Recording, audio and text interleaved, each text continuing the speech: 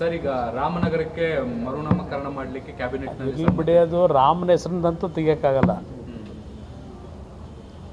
ರಾಮನಗರದ ಇತಿಹಾಸ ಅವ್ರಿಗೆ ಗೊತ್ತಿದ್ರು ತಾನೆ. ರಾಮನಗರದ ಇತಿಹಾಸ ಗೊತ್ತಿದ್ರೆ ಅದಕ್ಕೆ ಕೈ ಹಾಕ್ತಿರ್ಲಿಲ್ಲ.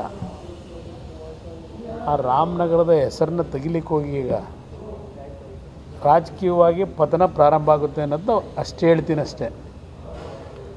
ಆ ರಾಮನಗರನ ಈ ಭೂಮಿ ಇರೋವರೆಗೆ ಆ ಹೆಸರನ್ನಂತೂ ತೆಗಿಲಿಕ್ಕಾಗಲ್ಲ.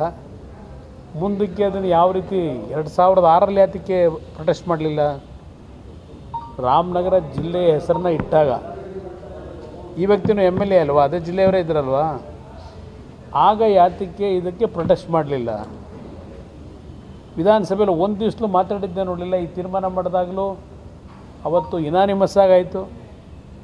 ಅದರ ಬಗ್ಗೆ ಯಾರೂ ಪ್ರೊಟೆಸ್ಟ್ ಮಾಡಲಿಲ್ಲ. ಇವತ್ತು ಯಾರು ಇವ್ರಿಗೆ ಅರ್ಜಿ ಕೊಟ್ಟಿದ್ದರು ರಾಮನಗರ ಜಿಲ್ಲೆ ಹೆಸರನ್ನ ಬದಲಾವಣೆ ಮಾಡಿ ಅಂತ? ಅದರಿಂದ ಏನು ಸಿಗುತ್ತೆ? ಈಗಾಗಲೇ ರಾಮನಗರದ ಅಭಿವೃದ್ಧಿ, ರಾಮನಗರದಲ್ಲಿನ ಬೆಲೆ, ಇವರೀಗ ದಕ್ಷಿಣ ಬೆಂಗಳೂರು ದಕ್ಷಿಣ ಮಾಡಿ ಬೆಲೆ ಏರಿಸ್ಬೇಕಾ?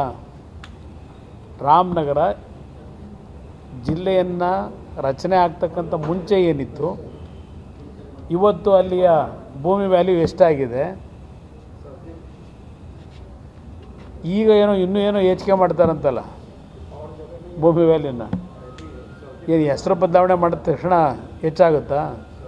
ಮೊದಲು ಅಲ್ಲಿಯ ಕಾನೂನಿನ ವ್ಯವಸ್ಥೆಗಳನ್ನು ಸರಿಯಾಗಿಡುತ್ತೆ.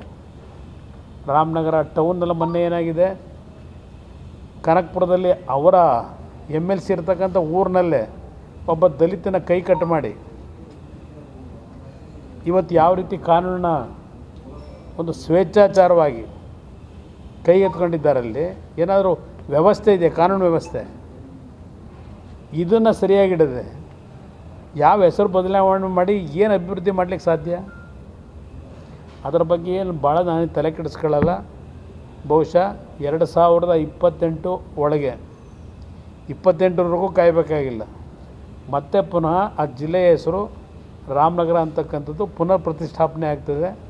ನನಗೇನು ಆತಂಕ ಇಲ್ಲ. ಪಾಪ ಒಂದು 4 ದಿನ ಖುಷಿಗೆ ಅವ್ರು ಏನಿರಬೇಕು ಮಾಡ್ಕೊಳ್ಳಿ ಅಂತಕ್ಕಂಥದ್ದು ಹೇಳಕ್ಕೆ ಬಯಸ್ತೀನಿ ಅಷ್ಟೇ ಅದರ ಬಗ್ಗೆ.